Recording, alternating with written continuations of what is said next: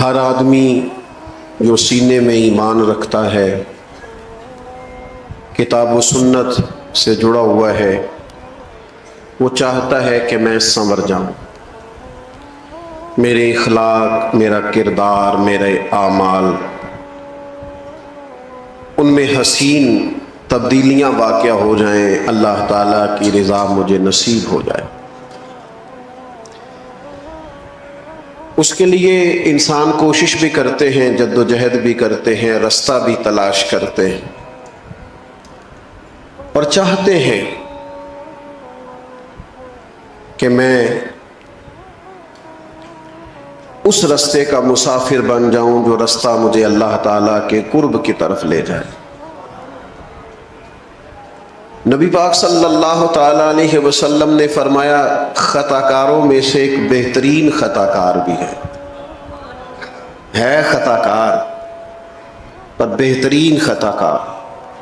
یا رسول اللہ وہ کون؟ فرمایا جو خطا کے بعد سچے دل سے توبہ کرتا ہے، جسے شرمندگی ہوتی ہے، احساس ہوتا ہے کہ نہیں یہ میں نے غلط کیا ہے، مجھے ایسا نہیں کرنا چاہیے تھا، مجھے بدلنا چاہیے، جو ندامت محسوس کرتا ہے اور توبہ کرتا ہے۔ انسان سنورنا چاہتا ہے، بدلنا چاہتا ہے، اور اگر خود وہ بدل نہیں بھی پا رہا باوجود کوشش کے، لیکن اس سے بھی زیادہ اس کے دل میں ایک بڑی تڑپ یہ ہوتی ہے کہ میری اولاد سنور جائے۔ بہت جھوٹا آدمی بھی کبھی نہیں چاہتا کہ اس کا بچہ جھوٹ بولے، اس میں یہ غلطی پائی جاتی ہے، اس سے یہ خطا ہو رہی ہے، اسے پتہ ہے کہ میں بعض اوقات غلط بیانی کرتا ہوں، لیکن وہ یہ پسند نہیں کرتا کہ میرا بیٹا غلط بیانی کرے۔ جو آدمی معاذ اللہ استغفر اللہ کسی وجہ سے کسی خطا میں، کسی غلطی میں، کسی جرم میں مبتلا ہے، وہ یہ نہیں چاہتا کہ میرا بیٹا اس رستے پہ چلے۔ اپنی اصلاح کی بھی فکر ہوتی ہے، لیکن اس سے بڑھ کر بھی لوگوں کو یہ فکر ہوتی ہے کہ جو کمزوریاں، جو غفلتیں، جو سستیاں مجھ میں پائی جاتی ہیں وہ میری اگلی نسل میں نہ پائی جائیں۔ کیا کریں؟ سنورنے کا رستہ کیا ہے؟ بدلنے کا رستہ کیا ہے؟ اخلاقی طور پر درست ہونے کے لیے ہمارے پاس کون سی راہ ہے؟ تو قرآن مجید نے ایک مضبوط رستے کی طرف ہماری رہنمائی کی ہے۔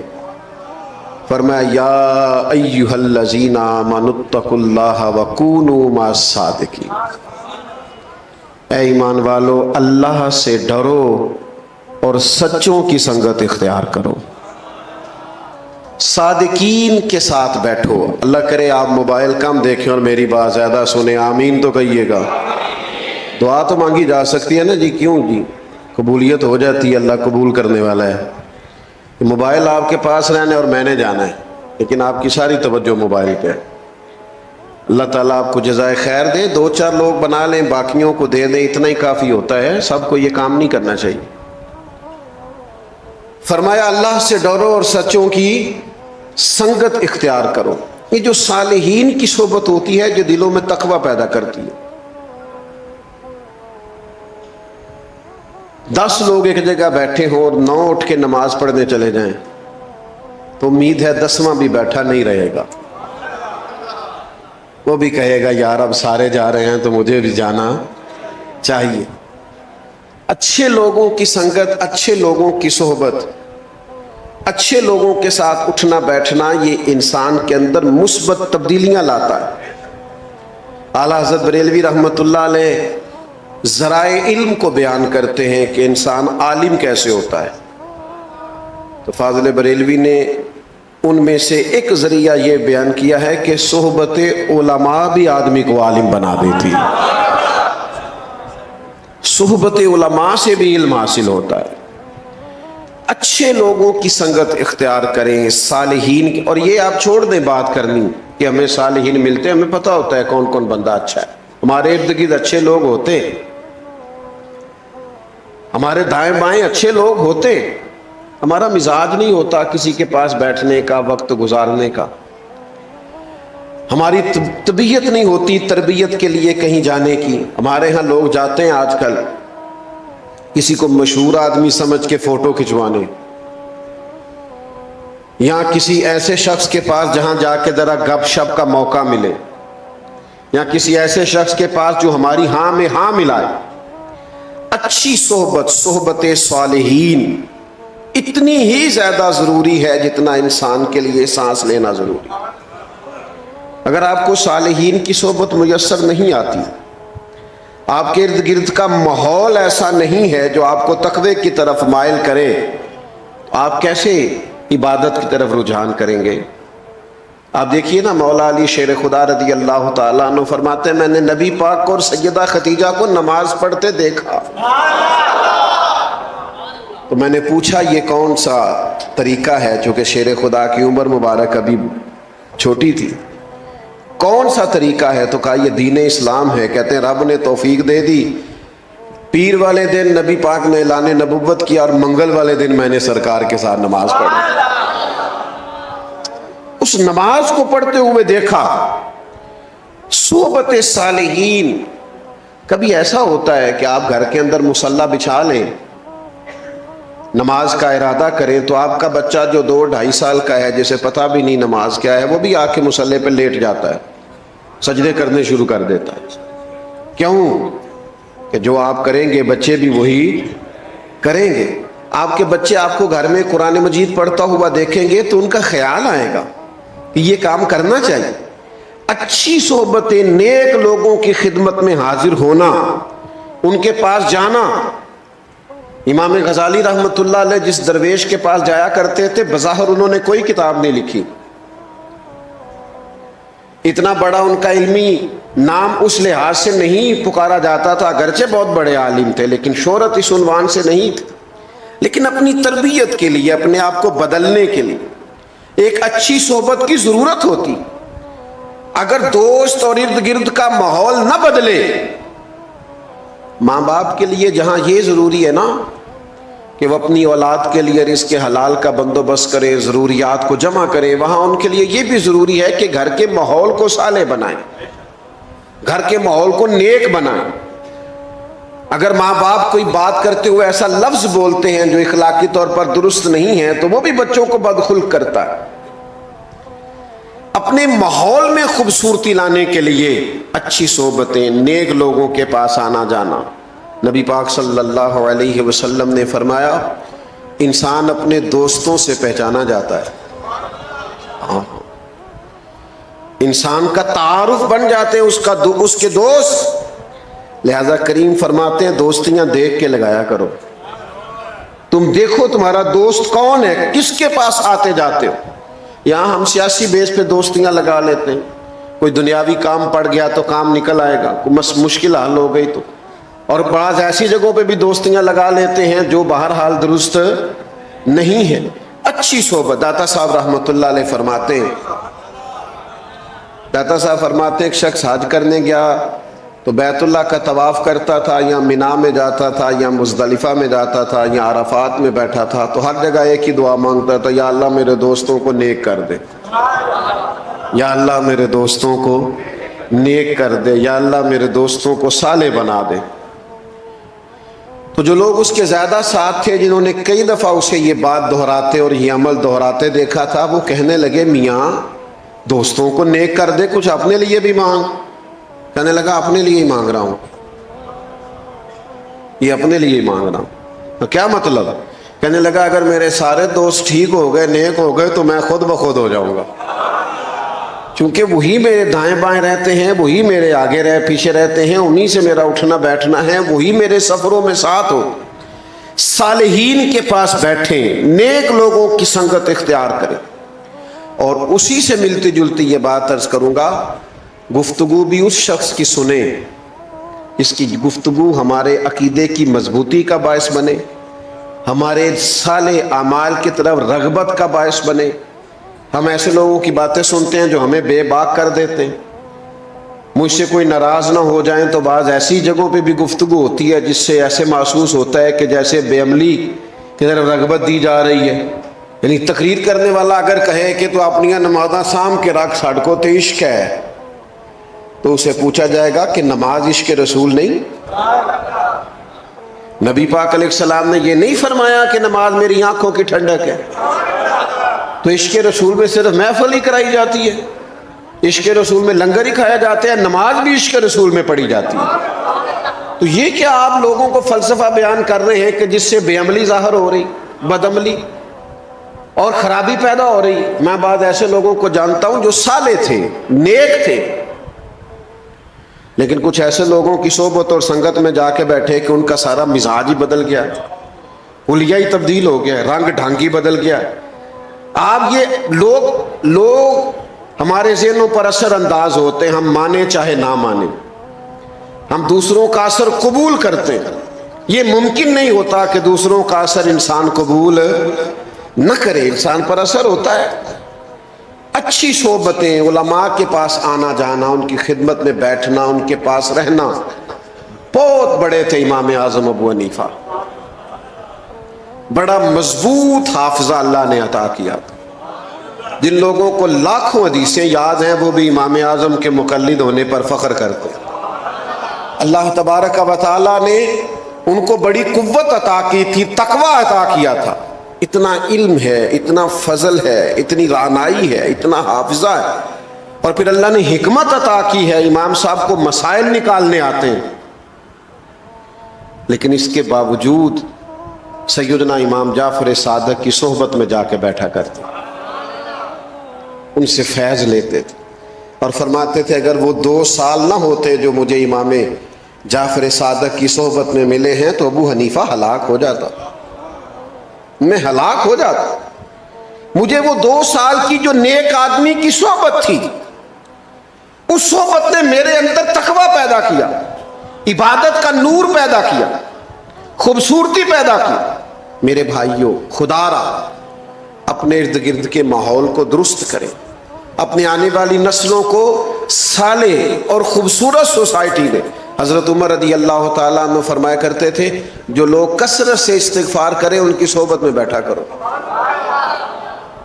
جو لوگ کثرت سے استغفار کرنے والے ہوں ان کے پاس بیٹھا کرو۔ وہ عاجز لوگ ہوتے ہیں، وہ رب سے ڈرنے والے ہوتے ہیں، اس لیے کہ انہیں اپنے گناہوں پر ندامت ہوتی، انہیں احساس ہوتا۔ یہ جو ہمارے بزرگ تھے جن کے ہم عرس مناتے ہیں، جن کی ہم یادوں میں بیٹھتے ہیں، یہ صرف شاگرد نہیں ہوتے تھے، یہ با ادب شاگرد ہوتے تھے۔ انہوں نے صرف دین نہیں پڑھا ہوتا تھا، انہوں نے تھوڑے جوتے بھی سیدھے کیے ہوتے تھے اساتذہ کے۔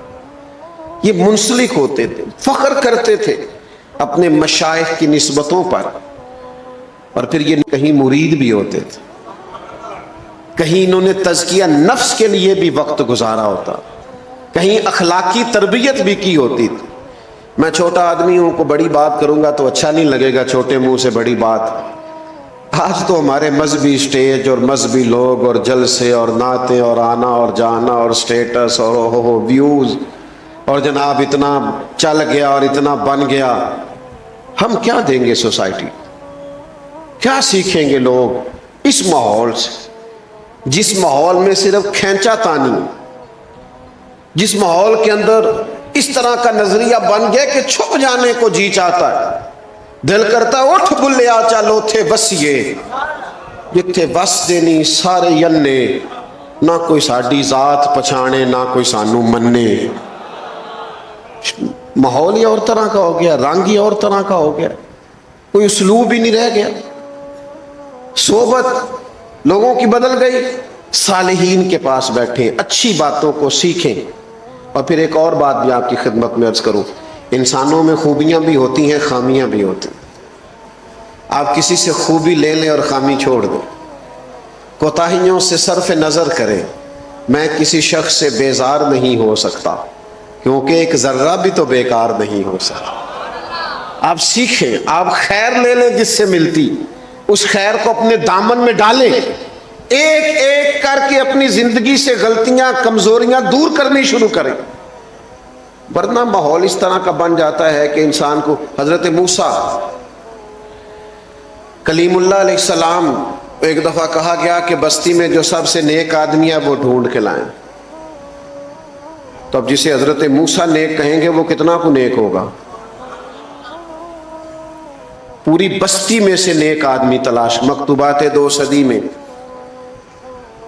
صوفیاء اس کو لکھتے ہیں، کہتے ہیں وہ سب سے نیک آدمی ڈھونڈ کے حضرت موسیٰ علیہ السلام لائے. اب کہا گیا اس کے ذمے لگائیں. حضرت موسیٰ نے اس کے ذمے لگایا کہ بستی میں سب سے گناہگار بندہ ڈھونڈ کے لاؤ. نیک آدمی کے ذمے لگایا کہ سب سے، میرا خیال ہے یہ میرے ذمے لگتا تو 2 بندے نیک بچنے تھے، ایک میں، ایک جو میرے پیچھے ہاتھ باندھ کے چلتا ہے. باقی سارے گناہگار تھے. جو میری ہاں میں ہاں نہ ملا ہے. آپ ناراض نہ ہونا، آج کل لوگ حق پرست نہیں ہوتے، گروہ پرست ہوتے. اپنے اپنے گروہ کو سپورٹ کرتے ہیں، حق کو نہیں. معاذ اللہ ثم معاذ. حضرت کلیم علیہ السلام نے اس سے کہا کہ تو گناہگار کو ڈھونڈ کے لا. تو وہ کہنے لگا حضور مشکل کام ہے، میں نے وہ اینک لگائی نہیں جس سے لوگوں کے گناہ نظر آئے. فرمایا نہیں، بس یہ کوئی پیار کی بات ہے، میں تجھے کہتا ہوں. تو اس بندے نے نظر ڈالی اور کہا مجھے 3 دن کی مہلت دے، میں ڈھونڈ کے لاتا ہوں. 3 دنوں کے بعد مقررہ وقت پر وہ بندہ ڈھونڈ کے کسے لایا؟ اپنے گلے میں رسی حضرت موسیٰ کے ہاتھ میں تھما، تڑپ کے رویا. کہنے لگا حضور کچھ لوگ مجھے گناہگار محسوس ہوئے تھے، پر ان کے گناہوں کا صرف شک تھا، اپنا مجھے پاک ہے. لوگوں کی غلطیوں کا صرف شک تھا، اپنا مجھے پاک ہے. مجھے پتہ ہے، پتہ سارا ہے سردار نکیتیاں دا، من نانم کے من دانم، جو میں ہوں میں جانتا ہوں، مجھے اپنی خطاؤں کا پتہ ہے. مہربانی کریں، میں ہی گناہگار ہوں. تو حضرت کلیم فرمانے لگے اب سمجھ آئیے تجھے اللہ نے کیوں شان عطا فرمائی. میرے بھائیوں، اچھی صحبتیں، اچھی سنگتیں، اچھے لوگ. میں تھوڑی دیر پہلے ایک جگہ پہ عرض کر رہا تھا، لوگ کہتے ہیں پیر بڑے جعلی ہیں. تو میں کہتا ہوں کوئی مجھ سے ناراض نہ ہو جائے تو مرید بھی بڑے جعلی ہیں. ہوئے ہونا ناراض والا، میں پہلا گزارش کی سی نہ ہویا جی. مرید بھی بڑے، ہاں ناراض نہ ہونا. اگر کوئی تگڑا پیر سمجھ کے مرید ہو گئے ہو تو جعلی مرید ہو. ہاں اگر کسی سیاسی بیس پہ بیعت ہو گئے ہو تو جعلی مرید ہو. مرید بھی جعلی کیوں؟ کہ تو اس لیے مرید ہو گیا ہے کہ میں طویل اچھا مل جائے گا اور کام چل جائے گا. اس لیے مرید ہو گیا کہ ہو رش بڑا ہے تو ذرا معاملہ آگے چلا جائے گا. وہ سینکڑوں سال پہلے حضرت سلطان باؤ نے کہا تھا رب دا طالب کوئی نہیں ملیا، یہ جو ملے طالب زردہ ہوں. یہ تو مال کے طالب ہیں. رب دا طالب کوئی نہیں ملیا، جو ملیا طالب زردہ ہوں. یہ تو مال کے لیے آئے. یہ تو چاہتے ہیں کوئی ایسے، کوئی پیر صاحب کوئی ایسا تعویذ دے جو گلے میں رکھو نوٹ ختم نہ ہو. یہ تزکیہ نفس کے لیے تو آئے نہیں. تربیت کا تو مزاج ہی نہیں، سیکھنا تو چاہتے ہی نہیں. اور پھر میں کیا عرض کروں،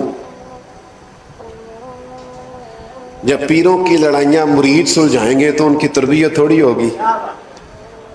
ان کی کوئی تربیت ہوگی، انہیں تو پتہ چل جائے گا کون کون اپنے نفع کے لیے مجھ سے کیا کرا رہا. اچھی صحبتوں میں بیٹھے اور صالحیت کا مزاج اختیار کریں. میں اور آپ جس معاشرے میں وقت گزار رہے ہیں یہ معاشرہ ہجوم بنتا جا رہا ہے.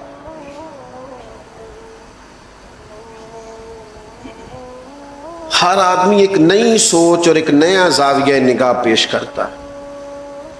الجھے ہوئے خیالات، بکھری ہوئی سوچیں، وسوسوں کا غلبہ، ٹوٹتی بکھرتی باتیں، چھوٹی چھوٹی گروہ بندیاں، چھوٹی چھوٹی اہل حق کے اندر بھی چھوٹے چھوٹے گروپ. یہ انداز درست نہیں ہے. اپنے بزرگوں کی صحبت اختیار کریں، اپنے بزرگوں کی کتب کا مطالعہ کریں. آپ ان چیزوں کو دیکھیں جو آپ کے اندر مثبت تبدیلیاں پیدا کریں.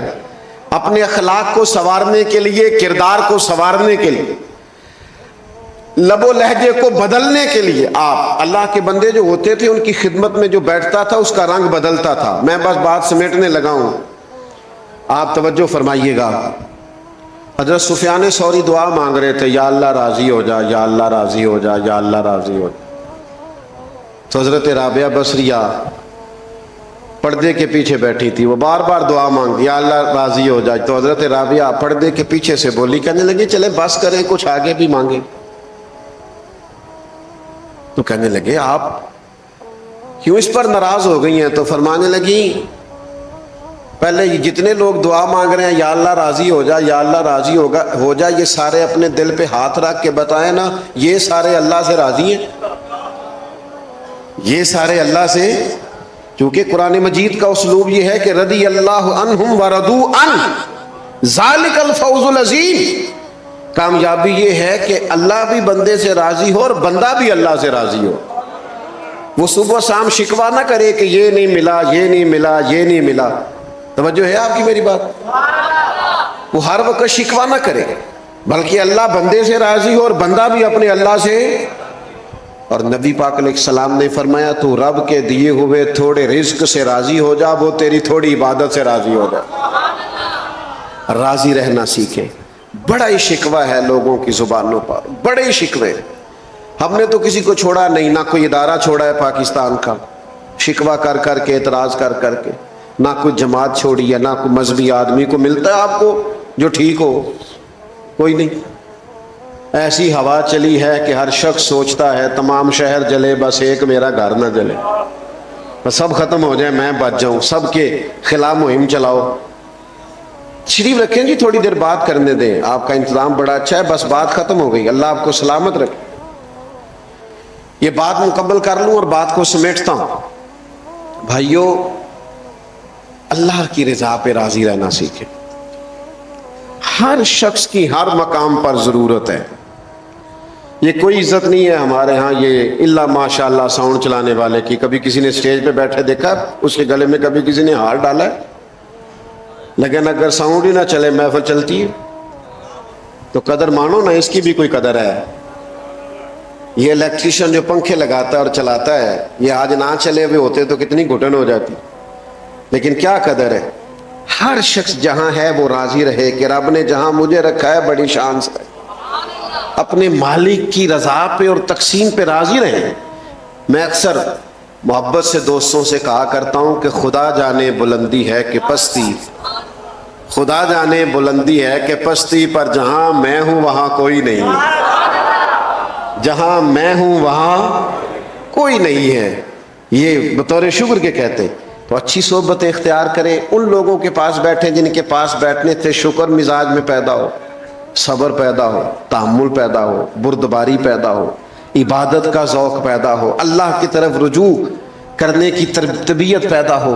نکل آئیں کیمروں کی دنیا سے باہر, اور نکل آئیں آپ لائکس اور کمنٹس کی دنیا سے باہر, اور مہربانی کریں دنیا شیشوں کے اندر نہیں شیشوں کے باہر ہے.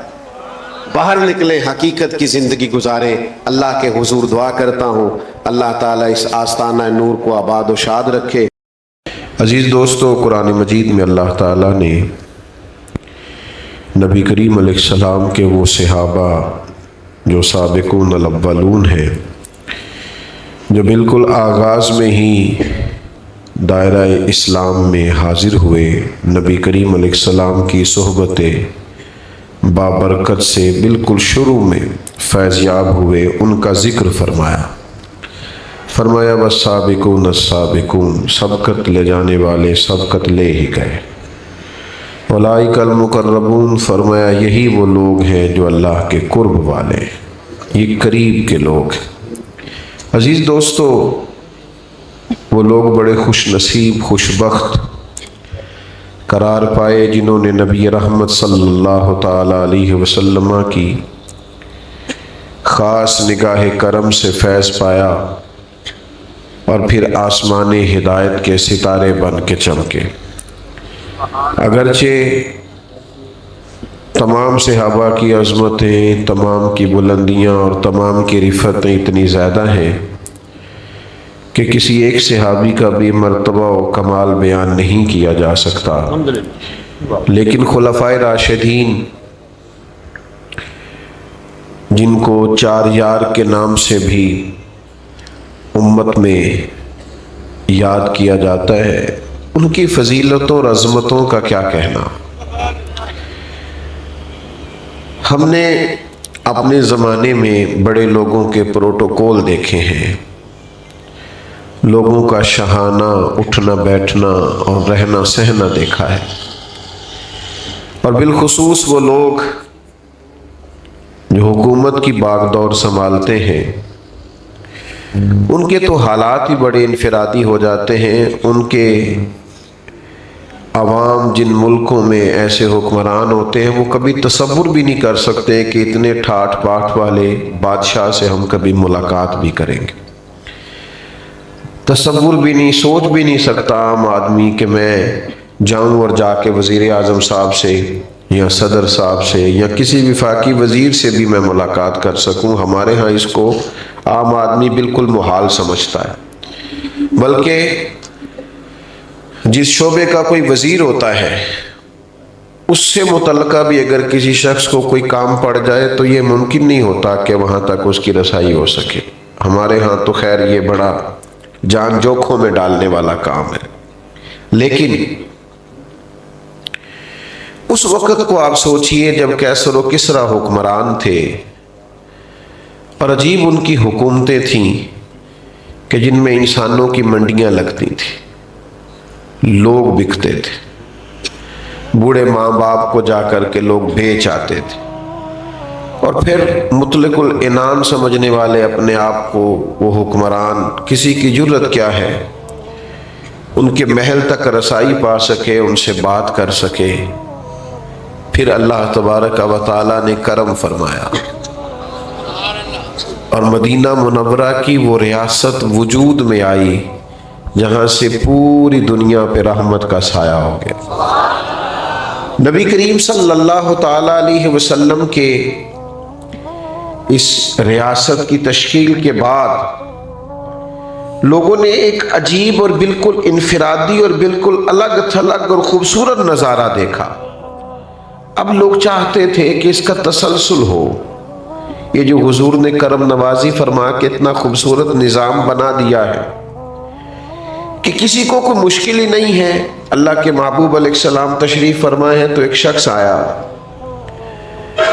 تو نبی کریم صلی اللہ تعالی علیہ وسلم صحابہ کے بیچ تشریف فرما تھے، اور ان کی نظریں جھکی ہوئی تھیں اور ان کے دل کی دھڑکنیں بھی ادب کے ساتھ آواز دے رہی تھیں۔ اس ماحول میں وہ شخص آیا اور صحابہ کے وہ ادب والے لہجے اور وہ سکون، اطمینان اور قرار والا ماحول اس نے دیکھا تو وہ کانپنے لگا۔ اچانک انسان کسی بڑے آدمی کے سامنے حاضر ہو جائے، وہ کانپنے لگا اور اس کے جسم پر راشا طاری ہو گیا۔ تو کریم فرمانے لگے کیا ہوا؟ تو عرض گزار ہوا کہ میں مدینے کی سلطنت کے امیر کے پاس آیا ہوں، بہت غریب آدمی ہوں، مجھے سلیقے نہیں آتے بادشاہوں سے ملنے کے۔ بات کہاں کی تھی، کہاں چلی گئی؟ محبوب کی آنکھوں میں آنسو آ گئے۔ حضور فرمانے لگے نہیں بھائی، تو کسی بادشاہ کے پاس نہیں آیا، تو اس بیٹے کے پاس آیا ہے جس کی ماں گوشت کے خشک ٹکڑے کھا کے بھی گزارا کر لیتی تھی۔ تو بھائی حکومت کو، ریاست کو، سلطنت کو وہ تصور دینا کہ جس میں کسی شخص کو کوئی مشکل محسوس نہ ہو، عام آدمی یہ سمجھے کہ میری رسائی بڑی آسان ہو گئی اور میرے لیے یہ معاملہ بڑا قریب ہو گیا۔ خلفائے راشدین نے اس خوبصورتی سے اس نظم کو چلایا ہے، اس حسن کے ساتھ اس کو لے کے آگے بڑھے۔ انصاف لوگوں کو لوگوں کی دہلیز پہ ملتا، بادشاہ سلامت جن کو لوگ بادشاہ سلامت اپنے دور میں سمجھتے تھے، پھر وہی سلطنت وہ روپ اختیار کر گئی کہ پانچوں وقت خلیفۃ المسلمین مسجد میں حاضر ہے، نماز کے بعد اپنی بات ان سے کی جاتی ہے، وہ بات سنتے ہیں ان کے ساتھ۔ ذرا اس کو سوچئے تو صحیح کہ آپ جائیں، چلے کسی شہر میں بھی دارالحکومت ہو، لیکن آپ پہنچ جائیں، آپ کو اجازت نہیں ہے جی، یہ تو وہ آدمی کام کرے گا جو سامنے بیٹھے گا. آپ لوگ چھوڑ دیں اسٹیج والے نہ موبائل چلائیں. اللہ جزا دے. آپ تو بات سنیں نا بھیا, اور بھی کم ہے زمانے میں محبت کے سوا. ساری قوم کو صحافی تو نہیں نا بنانا کہ سارے موبائل ہی چلائیں, باقی بھی کئی کام کرنے والے وہ بھی کرنے. آپ غور کریں کیا عرض کر رہا ہوں. یعنی آپ اس تصور کو سوچئے کہ آپ چلے گئے دارالحکومت میں اور آپ نے وہاں کی جامع مسجد میں صرف نماز پڑھنی ہے, اور نماز پر آپ کی امیر سے ملاقات ہو جائے گی. ایک ایسا آسان کام ہے کسی بھی قوم کے لیے, یہ کتنا خوبصورت عمل ہے کہ آپ جا کے وہاں نماز ادا کریں گے, ملاقات ہو جائے گی. اور اس طرح کی بھی کیفیات ہوئی کہ شاہ روم نے ایک شخص کو بھیجا حضرت عمر رضی اللہ تعالیٰ عنہ کے زمانہ نور میں. اس نے آ کر کے پوچھا تمہارا امیر کہاں ہے؟ تو کہا مسجد میں ہوں گے. کہا نہیں ان کا محل. کہا ہمارے امیر کا محل نہیں ہوتا. آج کے مسلمانوں کے آپ محلات دیکھیں, آپ کو اندازہ ہوگا کہ رنگ کیا ہے اور لوگ کس رستے پہ چل پڑے. کہا مسجد میں ملاقات ہو جائے گی. وہ مسجد میں گئے تو جان کر کے پوچھا مجھے امیر سے ملنا تھا. انہوں نے کہا کہ وہ یہیں تھے, یہ باہر نکلے ہوں گے. تو کہتے میں باہر نکلا تو ایک اور صاحب سے پوچھا تو کہنے لگے باغ میں تشریف لے جاتے ہوئے میں نے دیکھا ہے. کہتے میں حیران ہو گیا. دیکھیں نا آج کل ہمارے ملک کا حال یہ ہے کہ ایک صوبائی ممبر بھی سڑک پہ چڑھ جائے تو رستہ نہیں ملتا. کہتے فلاں صاحب جا رہے, رک جاؤ رک جاؤ رک جاؤ, کیا ہونے لگا ہے؟ کہتے پروٹوکول جا رہا ہے. اچھا بھئی آپ پہلے گزر جائیں, چونکہ آپ خادم جو ہوئے قوم کے, خادموں کو پہلے ہی گزرنا چاہیے. جو مخدوم ہیں وہ سڑکوں پہ کھڑے ہیں بیچارے پیچھے پیچھے لائنوں. تو امیر المومنین باغ میں, اور باغ میں بھی ایک درخت کے سائے میں مٹی کی اینٹ کا سرانہ بنائے جناب عمر آرام فرمائے. تو وہ شخص کہتے ہیں جناب عمر کو وہاں لیٹے ہوئے دیکھا تو میں تڑپ گیا. میں نے کہا انصاف کر کے سوئے ہو نا, تو یہاں بھی ٹھنڈی نیند سو رہے ہو, آرام کی نیند سو رہے ہو. خلفائے راشدین کے بارے میں اپنے تصور کو سمجھیے. یہ وہ عظیم المرتبت لوگ ہیں کہ جنہوں نے اپنے آپ کو یکساں ڈھالا ہے, اپنے اندر انقلاب برپا کیا ہے. ان کی جو فضیلتیں ہیں, ان کے جو فضائل ہیں, کمالات ہیں, وہ وراء الورا ہیں. لیکن اس کمال کو بھی تو ذرا دیکھیے نا کہ حضرت ابو بکر صدیق رضی اللہ تعالیٰ عنہ, آپ تو رئیس اعظم ہیں, مالدار ہیں, بہت بڑے تاجر ہیں, لیکن وہی جناب صدیق اکبر امیر المومنین بنے. یہاں اسی وقت گارڈ آ جاتے ہیں, اسی وقت جناب ان کے لیے اسپیشل سیکیورٹی آ جاتی ہے, اسی وقت جیسے ہی حلف برداری کی تقریب ہوتی ہے ختم تو ساتھ ہی وہ ساری سہولیات شروع ہو جاتی ہیں جو جناب بہت بڑے بادشاہوں کو بھی میسر نہیں ہوتی. اور اس کے باوجود وہ جمہوری ہونے کا دعویٰ کر رہے ہوتے ہیں اور جمہوریت کا راگ الاپ رہے ہوتے ہیں. یہاں حال یہ ہے, اتنے بڑے مالدار ہیں جناب صدیق اکبر, لیکن خلیفہ بنے تو سر کے اوپر ٹوکرا رکھا, بازار کی طرف جا رہے ہیں. تو حضرت عمر نے کہا آپ کہاں تشریف لے جا رہے ہیں؟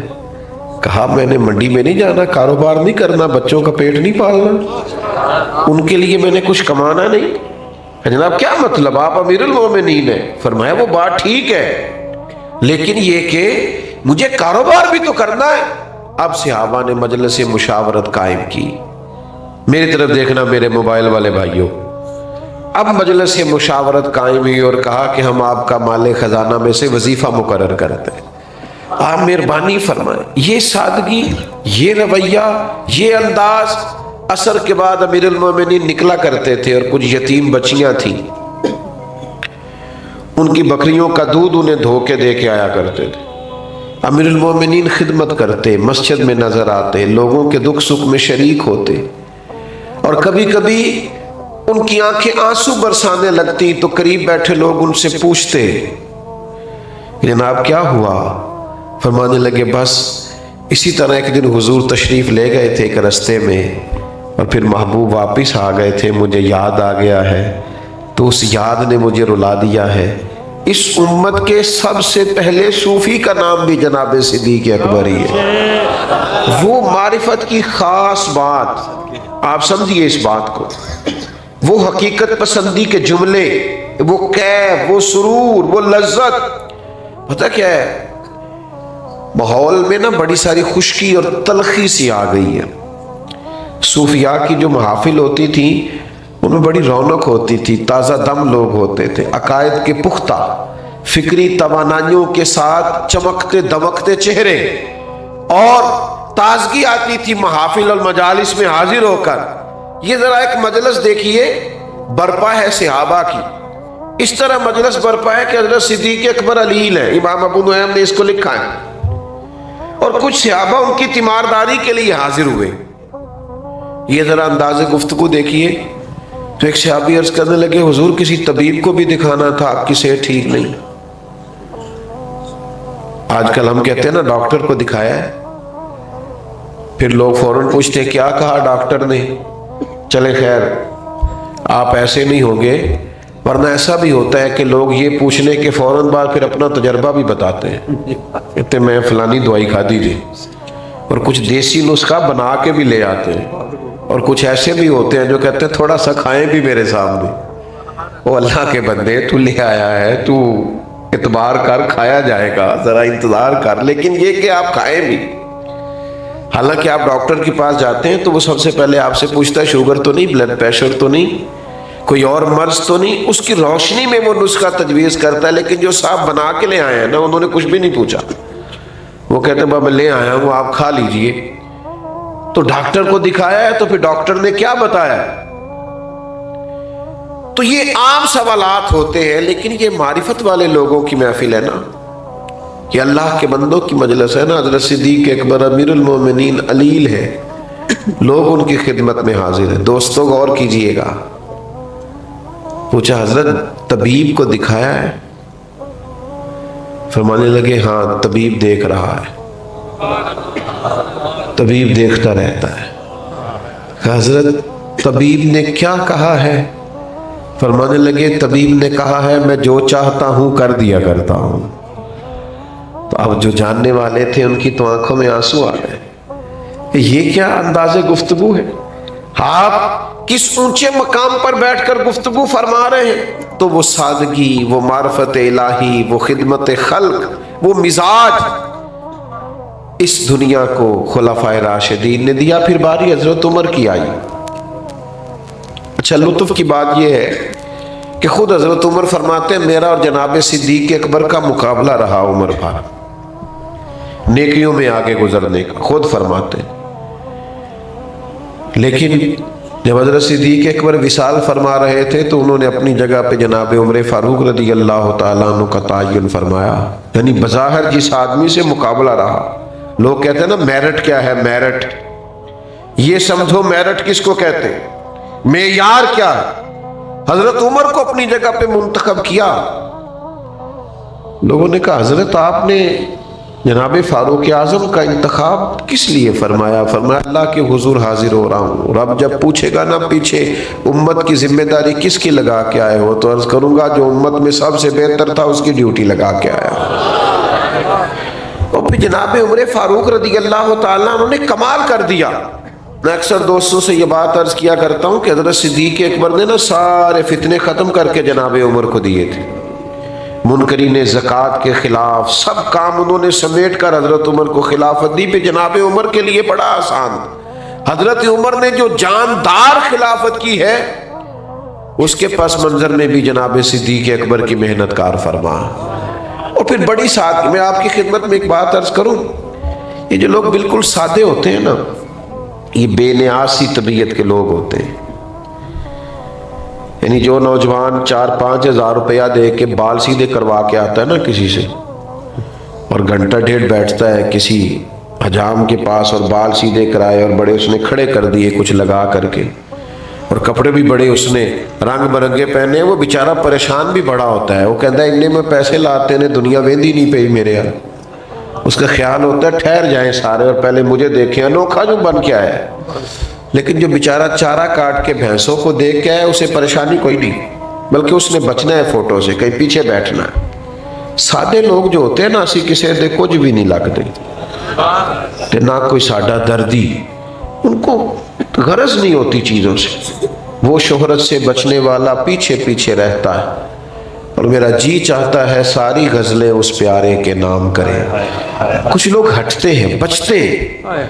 कैसा अंदाज है कि अमीरुल मोमिनीन है आप, 24 लाख मुरब्बा मील की हुकूमत है हज़रत उमर के पास। वो जवानों ये सुनो तो सही, धरती ने इस तरह के रंग भी देखे। इतना बड़ा आदमी और जिसके नाम से दुश्मन कांपता है, शैतान तक रास्ता बदल जाते हैं, वो फारूक आजम। हाल ये है कि सहाबा मस्जिद नबवी शरीफ में इकट्ठे हुए और इकट्ठे होकर कहने लगे अमीरुल मोमिनीन से अर्ज करना है कि हजरत मेहरबानी करें कुर्ता तो नया ले ले। अब तो पेबंद लगने की जगह भी नहीं रही। पेबंद का भी पता है कि नहीं? कपड़ा फट जाता था ना तो उसको रफू करा लेते थे, पेबंद लग जाता था। वो हमारी दादियां, माएँ और नानियां तो इस तरह करती थी कि वो फट गया तो फूल सा बन जाता था। एक ही होया कहते डिजाइन का डिजाइन बन गया है, त्रोपे दे त्रोपे लग गए। तो ये काम होता था कई जगह, कई लोगों ने पेबंद लगे कपड़े पहने होते थे। खैर अब नहीं हम देखते, अब तो गरीब तर लोगों में भी हम ये रिवाज नहीं देखते, अब तो खत्म हो गया। लेकिन पेबंद लगे कपड़े अभी कुछ साल पहले तक मिलते थे। तो हजरत उमर के लिबास मुबारक को इतने पेबंद हैं कि मजीद अब पेबंद भी नहीं लग सकता। तो सहाबा ने मशवरा किया कि जनाब उमर से कहना कुर्ता नया ले ले। इस्लाम में 100% जायज़ है, अल्लाह नेमत दे तो असर देखना पसंद करता है, लेकिन इतनी सादगी क्यों इख्तियार कर ली है? और फिर ये कि 25-25 हज़ार दिनार, 50-50 हज़ार दिनार बदरी सहाबा को मिलते हैं और जनाब उमर के हिस्से में भी आते हैं, पर वो सारे बांट के रवाना हो जाते हैं। तो उनसे कहना है कि एक कुर्ता ही नया ले लें। तो एक सहाबी बोले, कहने लगे बात भी ठीक है, कहना भी चाहिए, पर उस शेर का नाम भी बताओ जो उमर से बात करेगा। हाँ बात बताएं ना, कौन जनाब उमर से कहेगा कुर्ता खरीदने का? तो एक सहाबी बोले, ये देखो उनका एतमाद कैसा था। आज कुछ बदनीयत लोग क्या अंदाज इख्तियार करते हैं और उनका अंदाज कैसा था। एक सहाबी बोले और कहने लगे मैं एक हस्ती को जानता हूं जिनकी बात हजरत उमर कभी नहीं टालते। कहा वो कौन है? कहा मौला अली शेर खुदा रदी अल्लाह ताला अन्हु। इनके बारे में सहाबा के इजमा था कि ये एक दूसरे के बगैर रह नहीं सकते, एक दूसरे की बात टाल नहीं सकते। कहां से लाए हो तुम वो चीजें उठा करके? क्यों बांटते हो उम्मत को? धरती में अगर को किसी की इज्जत करके दिखा सकता है तो सहाबा ने तो एक दूसरे की करके दिखाई है। यही तो मियार है हमारे लिए जीने का, समझने का और अपने लिए फयूज़ो बरक़ात लेने का। भाइयों याद रखना, हजरत उमर रदी अल्लाह ताला अन्हु के बारे में मौला अली कहेंगे तो वो कुर्ता ले लेंगे। हजरत अली की खिदमत में अर्ज किया गया, फरमाने लगे बात तुम्हारी ठीक है, बड़े बड़े वजीर सफ़ीर मिलने आते हैं और उमर का वही पुराना कुर्ता सारा कुछ बांट देते हैं, कुर्ता नया लेने में क्या हर्ज है? कहना भी चाहिए, बात भी ठीक है और ये भी ठीक है, मैं कहूँगा तो वो मान जाएंगे, पर मैंने कहना कोई नहीं। कहा जनाब क्यों? फरमाने लगे मैं मिजाज जानता हूँ, इस मनसब के बारे में मौला अली इसकी नज़ाकतों से आगाह है। कहने लगे मैं अमीरुल मोमिनीन से नहीं कहूंगा, हाँ सैयदा आयशा सिद्दीका से अर्ज करो, वो माँ का दर्जा रखती है। सैयदा पाक की बारगाह में अर्ज गुजार हुए सहाबा, पैगाम दिया, जनाब उमर दौड़े हुए आए। कुछ जगहों पे ना आना चाहिए, बस कुछ बातें कहने की नहीं होती, लेकिन कुछ जगहों पे चले जाना चाहिए। कुछ लोगों की बात मान लेनी चाहिए, उसमें बरकत होती है, फायदा होता है। हर जगह दलील नहीं, हर जगह आभास नहीं। हजरत उमर फौरन हाजिर, अम्मा जी हुक्म हो। अमीरुल मोमिनीन सहाबा का ख्याल है कि बड़े बड़े लोग मिलने आते हैं और नया कुर्ता पहनने में दीन मना भी नहीं करता, तो अगर आप एक कुर्ता नया खरीद लें तो हर्ज क्या है? तो हजरत उमर फरमाने लगे आप हुक्म करेंगी तो शाम से पहले आ जाएगा, लेकिन एक बात अर्ज कर लूं। कहा कहिए। तो अमीरुल मोमिनीन फरमाने लगे कि जिस हाल में मैं हूं ना, मैं हुजूर के सामने भी इसी तरह था। मेरी यही कैफियत थी जब जनाब सिद्दीक़ अकबर मुझसे बुला के मशवरा करते थे ہمیں اسی حال میں حضور نے چھوڑا ہے، ہم چاہتے ہم اسی حال میں رہیں جو رنگ ہمارا حضور کے زمانہ نور میں تھا۔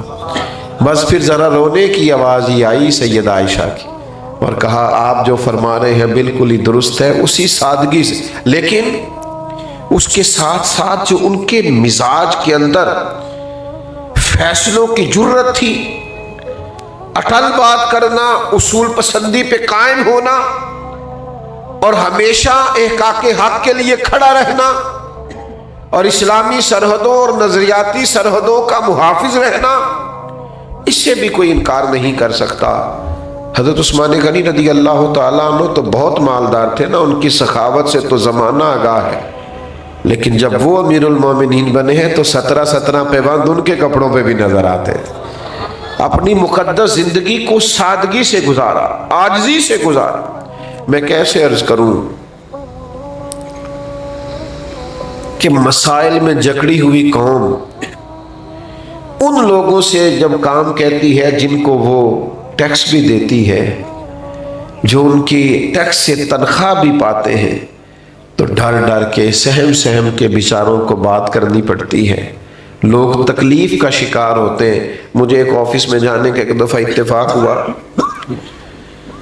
کچھ کاغذات مجھے جمع کرانے تھے، تو وہ میں نے ان کے سامنے رکھے، تو انہوں نے ان کو پڑھا۔ پڑھنے کے بعد کہا کہ اس میں تو فلاں کاغذ کم ہے، تو آپ کو دوبارہ اپنی یونین کونسل میں جانا پڑے گا اور یہ کاغذ بنوانا پڑے گا۔ تو میں نے کہا ٹھیک ہے، میں لوٹتا ہوں اور میں وہ بنوا کر کے لے آتا ہوں۔ تو مجھے وہ شخصیت کہنے لگی کہ آپ فلاں ہیں، میں کچھ پہچان رہا ہوں۔ میں نے کہا